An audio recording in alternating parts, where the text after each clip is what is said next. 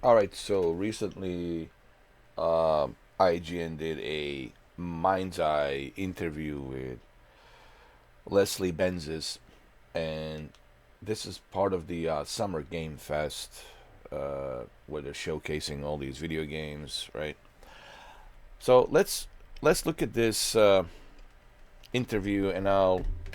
This is my first time watching it, so I'll listen to what he has to say, and then I'll pause the video and I'll give you my opinions on it. Okay. So without any further ado, let's continue. Now, to get some insight into Mindseye, I'm joined by the game's director and founder of Build a Rocket Boy, Leslie Benzies. Welcome. How you doing? Thank you for having me. All right. To start, for anyone that might have missed the overview trailer that you put out a different trailer a little while ago, can you give us a general overview of the game and who it's for? Yeah, you play as Jacob Diaz, the handsome fellow in the trailer that you saw there. He's an ex-military guy who, during a covert operation that went wrong, had his Mindseye implant pulled out and caused him to lose his memories. So he heads off to a city called Red Rock, where the game is set, to get answers, and he gets embroiled in a story that's way bigger than he could ever have imagined. Right. And really, it's a action adventure, a lot of guns and cars. If you like a very deep narrative, then this game's for you. But we're also pushing it toward people who want to make games, make their own games. It's got a very easy set of tools in it to make your own missions, make your own gameplay. Yeah. So you have a long career in game design. So coming out of what you've done in the past for a long time, you've learned a lot about game design and storytelling. Yep. What are kind of like the big lessons that you've taken from the past that you've brought into this? What are like the key things that you brought with you? Yeah, I guess at the start of a game, you come up with a theme for it, and you come up with a basic story, and you come up with the mechanics. Yeah. And I think the key lesson I've learned over time is stick within the boundaries that you've set for yourself. It's those limitations that make things good. It's always easy to add new systems. It's far more difficult to finish a game with your current system. So it's kind of stick within the limitations that you've set for yourself, and stick within the limitations of the box that you're in, be it a PC, a PlayStation, or an Xbox. Right. All right, so basically what he's saying is describing the game. Now, I never said that I didn't like the story. I always said the story about Jacob Diaz pretty interesting.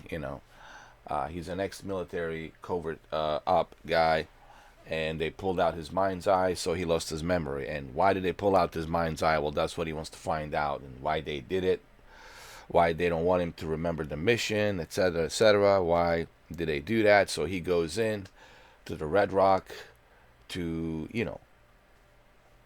find to dig deep and find the secrets of the mind's eye. So that's a great narrative. It's a great setup for a story. So I already liked the story. And then the next question was, he was asking about, like, since you worked at, well, they didn't say Rockstar, but we all know he worked at the Rockstar. Since you worked at the Rockstar, what sort of key features did you bring from the Rockstar working on a Grand Theft Auto 5 and Grand Theft Auto 4 and Red Dead Redemption 2? What sort of unique mechanics did you bring in with this game? And I like the way he answered it. He says, I work within my limitations of my boundaries.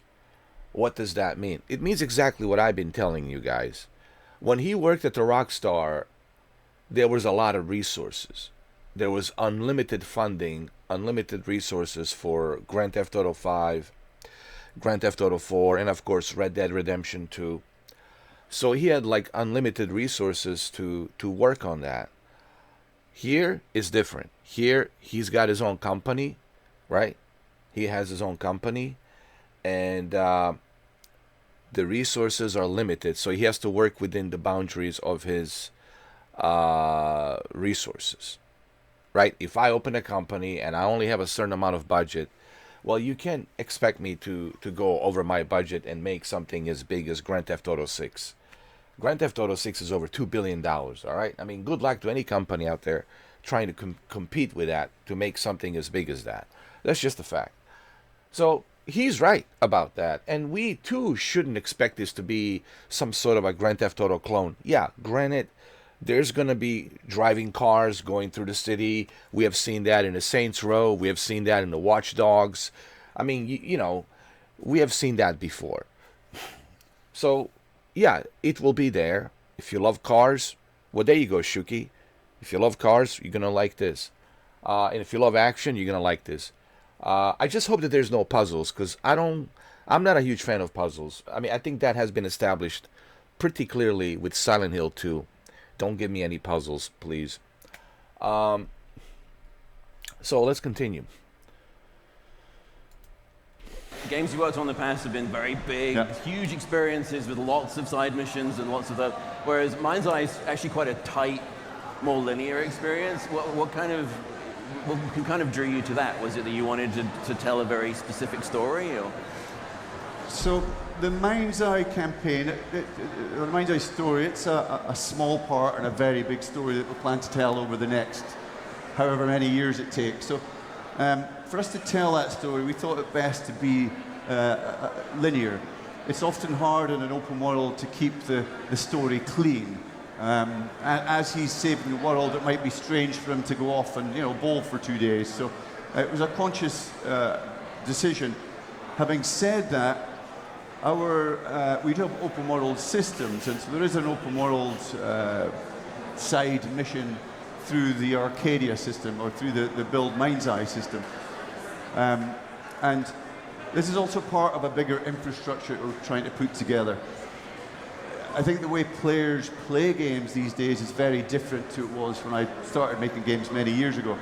I think consumers it's not uncommon to play a game, watch your friends play a game, watch TV and be on social media all at the same time.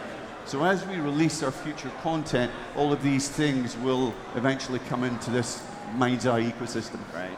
So you mentioned that you want. You see, what he just said there is going to give you a great value for your money. And what do I mean by that? So when I purchase games, okay, I look for a value. People say, well, what do you mean by that? I mean, did I enjoy this game? Did I have a great time? Right? When you go on a cruise ship, did you have a good time on a cruise ship? Or did you just waste your money? When you go to Disney World, when you go to Universal Studios, right? When you go on vacation, did you have a good time? If you didn't have a good time, well, guess what? You didn't get any value out of that. You wasted your money. It's the same thing here, right? With Mindseye, I think for $60, you get a great value. Not only are you getting a really awesome story, narrative, and Jacob Diaz is just one tiny little dot of this bigger picture that he wants to do in the next coming years till 2035, the next 10 years. Jesus, that's a long time. So Jacob Diaz is just one little dot of many other hundreds of thousands of dots that will be connected together with the Mindseye, okay? And you will find that out when you finish the game. On Tuesday, Wednesday, this upcoming week, right? So that's the value right there. Not only are you getting a great single player experience, but you're also getting a multiplayer, an open world multiplayer that will come in later on this year, possibly holidays, maybe winter, January 2026, where you will be able to create your own little mini games, create your own little worlds, invite your friends to come join you. So the replay value of this game in the next 10 years, it's going to expand, right? So that's what you get when you purchase this for $60, right? Versus some other games, I hate to use Silent Hill 2 as an example because I can't see myself going back to Silent Hill 2 and going back through all those puzzles. Even though I know how to do the puzzles now, but it's not interesting anymore. And I don't see a value out of that game. But again, that's me being subjective. Maybe some of you do get a value out of that. Each person is different, each to its own, okay? But for me, this game right here and what he's saying, what Leslie's saying. By the way, Leslie is originally from Scotland. He's Scottish. He's from Scotland. Just so you guys know. Not that it makes any difference, but anyway, a little backstory. He's from Scotland. So their original headquarters, it's in Scotland. But he lives in L.A. and he's got a studio in L.A., in Los Angeles. Okay, so just give me a little backstory about Leslie Benzies. So I think you get a great value out of this game. Okay, and also for the record, to build the stuff, it will be available first on PC. It's not available on console. Is it going to come to console later on? I don't know. The reason it's not available on consoles, it's because of Sony and Microsoft. They don't allow that kind of stuff. Okay, for whatever reasons. So that he can't do it. Now on a Steam, on a PC, Steam, Gabe Newell, he allows that stuff. So Gabe Newell allows that stuff. However, when you build stuff, it'll has to be approved. Just like in a Meta Horizon world. Like, I'll use one example. Like Meta Horizon world, which is Meta Facebook. When you build something, when you build a world, it has to be approved by Meta. It means that you have to, check mark all the guidelines. Okay, what's allowed, what's not allowed within the company's rules, right? It's the same thing here within the built a Rocket Boy rules. You have to hit all the check marks. What's allowed, what's not allowed. So what I'm trying to say is you don't have total freedom to do what you want to do. You can't create something super offensive that will offend somebody. So it has to be something that's within the rules of within the guidelines of the rules, all right? But you will be able to create stuff, but it'll has to be approved by Leslie Benz's company and the guidelines and the rules, all right? Let's continue. Wanted to be able to make it so that people could create games themselves. So Mindseye has a tool within it. Yeah. Can you talk a little bit about how that works and kind of what it will actually allow people to do? Yeah, so inside Mindseye, as you're playing any mission, if you see a spot on the map that you think would be great for you to build your own thing, just hit escape, jump into build, and then you can immediately start creating anything you want. Our key goal is to make this as simple as possible. So you can literally, within 1 or 2 minutes, have a half-decent shootout built. And these tools will continue to expand on them. So every system that we build to make games like Mindseye, we give those tools to players.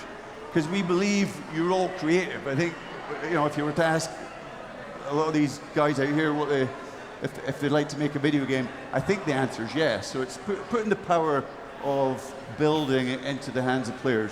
And that's key for us. It's very important to us. Right. So how will... So, as you can see, this is pretty cool. That you can create your own stuff. For example, let's say you have to remember the reason he chose the Red Rock, which kind of represents Las Vegas and everything outside Las Vegas. If you ever traveled outside Las Vegas in Nevada, state of Nevada, right? There's a lot of empty spaces out there, There's some small towns, right? Small farmers, little towns, whatever. Small ranchers, towns. But majority of the space in Nevada, it's like, desert, mountains, desert, mountains. Like, we're talking mountains, like small mountains, not a big, like a desert mountains, hills. More like a hills. And it's a lot of desert. So same thing here. There's a lot of desert. So within this desert, you can create your own city. You can create your own town. You can create your own, like, Area 51 or whatever. I can't wait to see what people are going to do with all of this, with the creativity, to bring their creativity juices and share it here.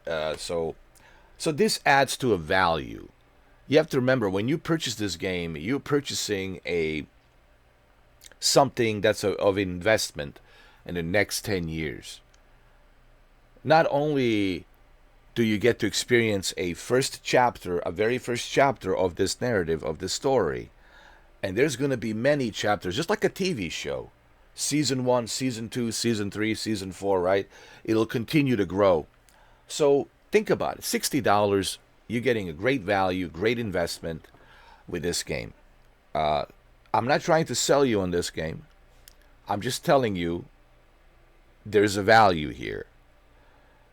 All right? The value that you can get out of this game versus some other games that you don't get that value. And like again, I hate to use the Silent Hill 2 as a reference, but Silent Hill 2, let's be honest, once you finish it, you're done. Look, I know this video is not about Silent Hill 2. Maybe I'll make a separate video about Silent Hill 2. Silent Hill 2, it's a separate subject.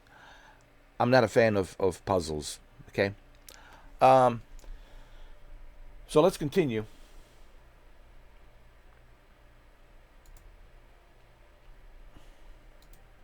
Once, say I've made a game inside the system, how do I share it, and then how do people get access to it? Like, in something like Roblox, it's just a big menu with there's 40 million games inside of Roblox or something, and it's just an overwhelming sort of mess of stuff, and you have no idea kind of what it is that you're getting into. How do you kind of curate that within what you're doing? So at launch, we'll curate the content, and we'll pick the cream of the crop, and we'll put it in a featured menu. But eventually we want players to curate their own. We want the players to decide what they like. It shouldn't really be up to us. The whole point of these build systems is to put the power in the players' hands. And we really don't want to dictate eventually how you earn money in the game, or how you, or what you decide to play. So, Wow. So actually, wow, that's actually pretty good. Not only are you going to be able to build, I might have to purchase this on the PC as well, dude. So that's okay. I'll have 2 copies. I mean, I already have enough, thanks to El Barto, for the PlayStation version, and then I can purchase PC version myself. Probably can get it from CD Keys, a little bit cheaper on Steam. So I'll have the PC version and, of course, the PlayStation version. So this is cool. Now, he says at launch they will curate the builds because they want to make sure that, people are not putting anything offensive, that they're not putting anything, super crazy. You have to filter that stuff because it's internet, all kinds of crazies out there, right? So it makes total sense that he has to curate that. But he says eventually he doesn't want to be dictating people how to make their money, as long as they're following the guidelines, basically. Like he says, they will curate this stuff. You can build what you want to build, but it has to be within the guidelines, of course. And they're going to curate that, and they will let you know if it's allowed or not allowed, and what you need to change. But eventually, you will be able to make some money, just like on Roblox. So think about this game. Not only are you enjoying this universe, Mindseye, and playing it, but also you are building your own stuff and you're sharing it, and you're also making money off of it. So there's a huge investment with the $60 of this game. Think about it. It's not just a game. It's also a building software for you to build your own game within a game. So, and I think this is what I was talking about, the Everywhere. This project Everywhere that they were working on.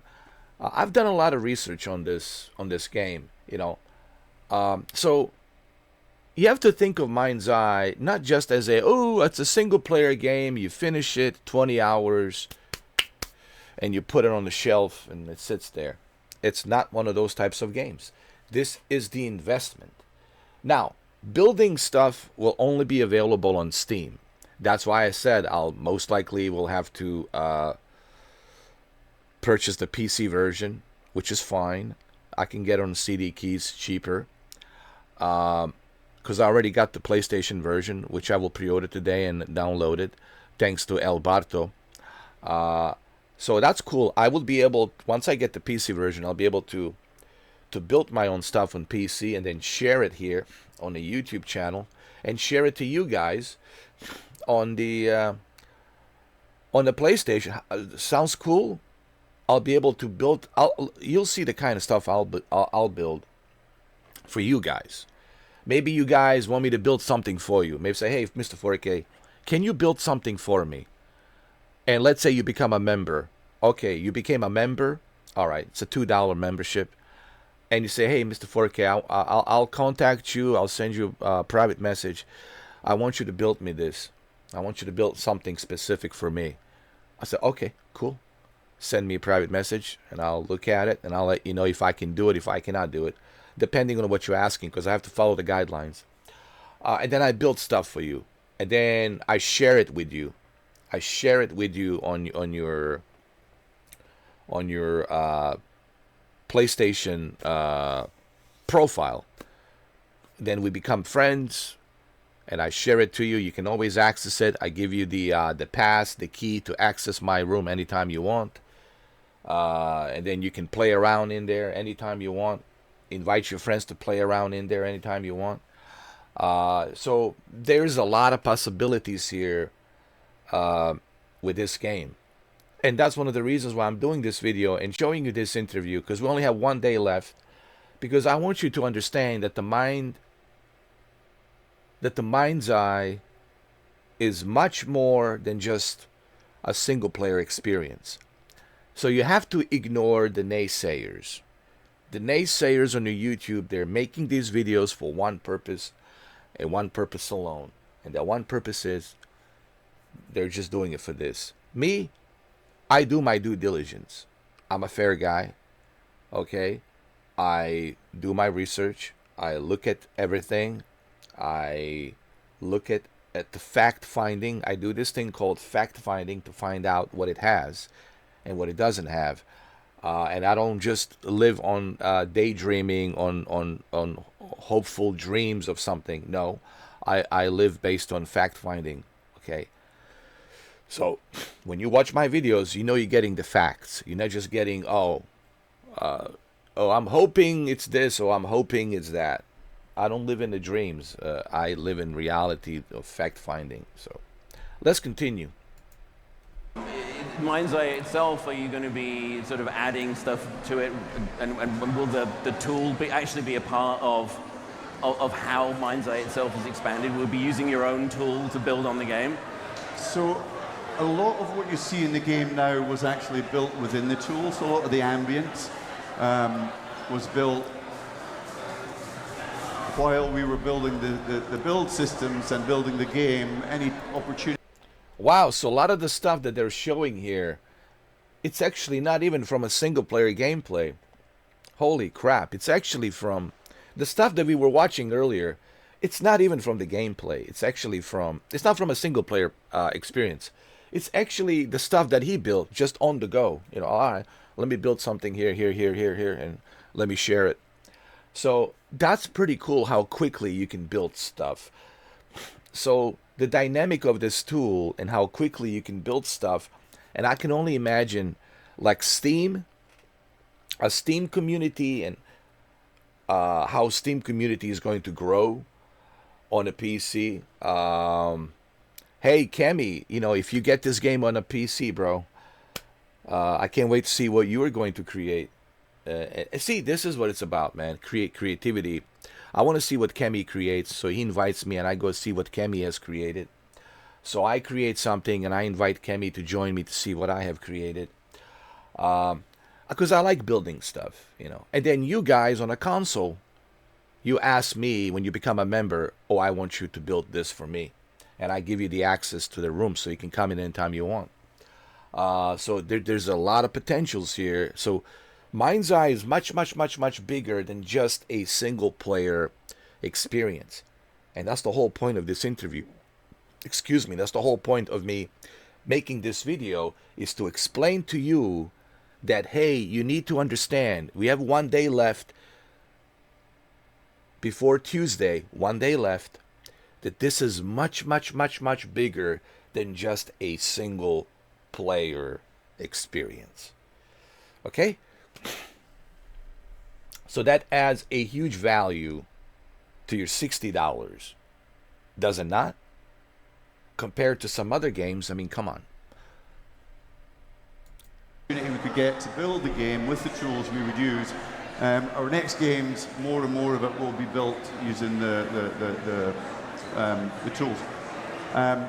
We will be continually adding. So this is a part of a universe. Imagine a Star Wars universe where we have many stories that take place over different time periods and over different parts of the universe, and they all sit under this one overarching story, and they will all eventually tie together. And these tools also will work on any world that we build. These tools are naturally all compatible with each other.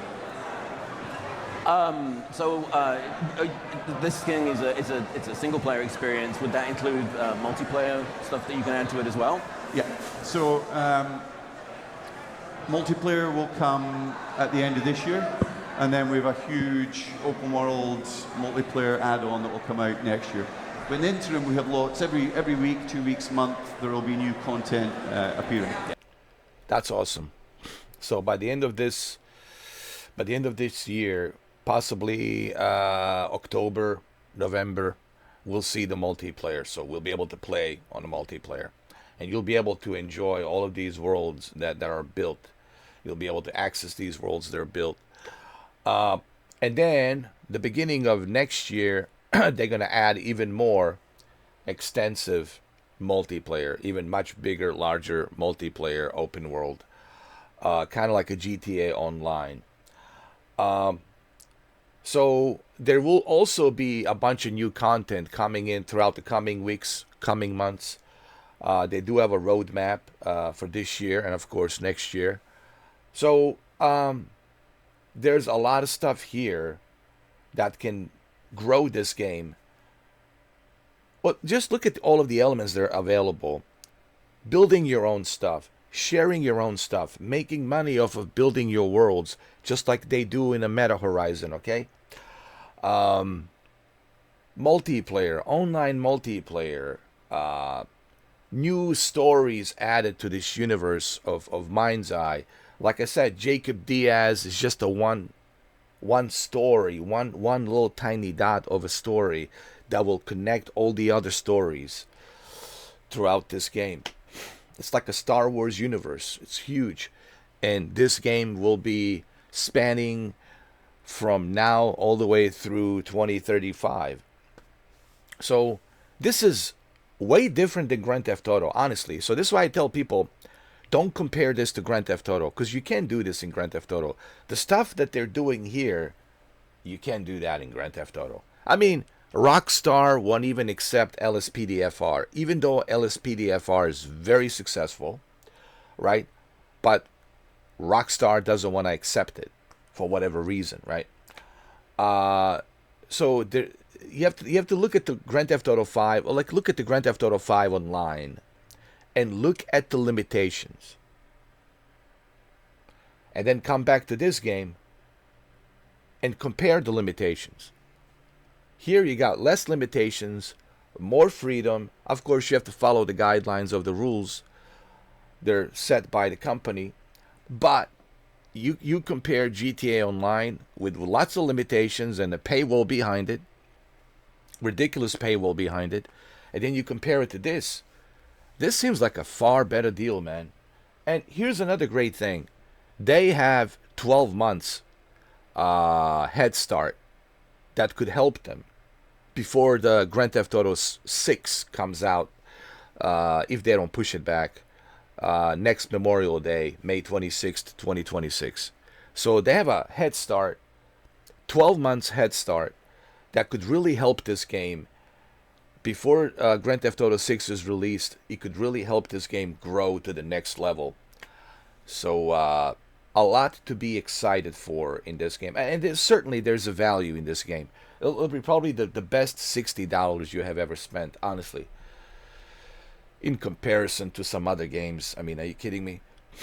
Some other games that have zero value. Let's just be honest. Yeah. And then obviously players' content will be appearing too. Yeah. In the trailer, it seems like there's multiple characters, and it seems like the drone plays a big part of it.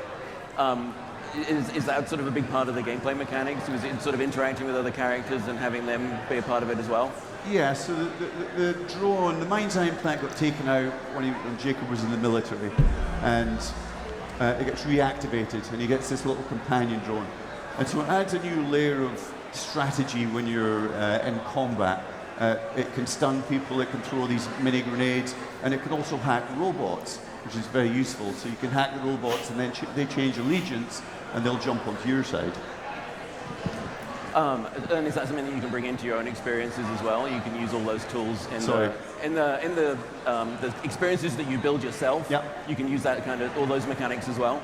Absolutely. So every tool that we use to build the game, we will give to players so they can build their games. Yeah. And we're very excited to see what players are going to build. It's often they come up with more interesting ways to use the tools and almost hack the tools to build some really amazing content. So we're very, very keen to see what players can build on Tuesday when the game comes out. Fantastic. Well, thank you so much, Les. Mindseye is out for PC, PS5, and Xbox Series on June 10th, which is this week. But before that, there's lots more Xbox Live still to come. So, I'm pretty excited for this. Like I said, I think that this game has a huge potential to grow. And I think it will grow because there was so many people really are curious about this game. And that's a good thing. So many people want to know about this game. And I think this is where a lot of people, I think, will purchase this game. Especially on a PC, due to the fact that they can build stuff. I think this will really be a key component that will attract a lot of PC players. You know, I was going to talk to my friend Kemi about this, and I'm sure he would agree. I think because I know Kemi will get this game on a PC as well. I think one of the key components here that could really help this game is on a PC building stuff. And that's what I want to do. I want to build stuff. I want to share it with you guys. And then I can share it to you on a PlayStation. For those of you who are on a console only, I can, build stuff for you. You ask me what you want, and I built it. You become a member. It's only $2. I built it for you. It's just a small token appreciation. And then I built it for you, and I give you the access key so you can enter the room and ask your friends to join you and check out your room and have a multiplayer there. So the whole point of this interview is really to emphasize the two aspects of this game. One, there's a single player campaign which will span across many different universes and will connect the dots, just like the Star Wars trilogy, just like the Lord of the Rings, trilogy. It will expand like a Star Wars universe, right? Star Wars universe has like a Marvel universe. Think of it like a Marvel universe. And Marvel universe is huge. It expands. Same thing with the DC universe, right? It expands. So think of it like that. So Jacob Diaz is just one tiny little dot. Tiny little dot of the story narrative that will enter us at the end of the game, that will enter us into what the Mindseye is and a bigger picture of Mindseye and what to expect in upcoming stories of the Mindseye. So that's the single player aspect of that. The second aspect is building your own worlds within this desert of Red Rock, sharing your worlds, making money just like on Roblox of building these worlds. And then there's a multiplayer aspect of it, which will come out later on this year. And then more advanced multiplayer, which will happen next year. And then on top of all of that, you will have content being added constantly throughout the months. You'll see some new contents, new missions, new racing missions. When you add all of these options and all of these features, it really adds to a value of this game. So $60 of this game, honestly, it's even hard to believe that they're pricing this game at 60 because of so much value that you will get through this game, you know, and the investment in the next 10 years. So I think this game will be a success, honestly. There's always going to be some naysayers. Now, of course, in the beginning, you know, you might experience some issues because the game needs to be patched up. Every game, look at Dragon's Dogma 2. Look at the what you call it, the Capcom game, another Capcom game called